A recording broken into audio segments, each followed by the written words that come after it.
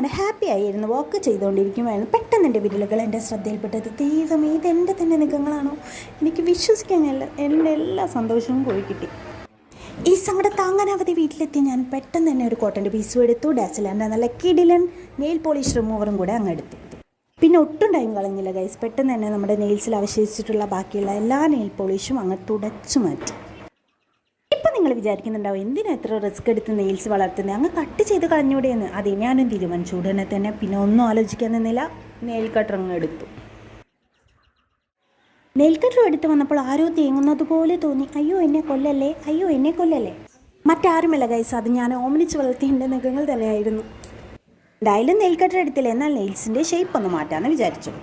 Almond ഷേപ്പിലിരുന്ന എൻ്റെ നെയിലിൻ്റെ ടോപ്പിലൊരു cut കൊടുത്തപ്പോൾ ഇതേ സ്ക്വയർ ഷേപ്പായി. എൻ്റെ ഫേവറേറ്റ് ഷേപ്പ് ഇതാണ് കേട്ടോ. പിന്നെ ഒന്ന് സൈഡൊക്കെ ഒന്ന് കട്ട് ചെയ്ത് കൊടുത്ത് ആ കോർന്ന ഭാഗമൊക്കെ ഒന്ന് ഒഴിവാക്കി എടുത്തു.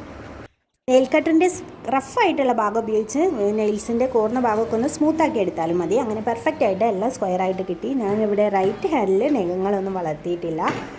നമ്മുടെ നെയിൽസൊക്കെ സ്ട്രോങ് ആയി വളരാനും പിന്നെ കയ്യിലെ സ്കിന്ന് ഡ്രൈ ആവാതിരിക്കാനും ഓയിൽ മസാജ് ബെസ്റ്റാണ്.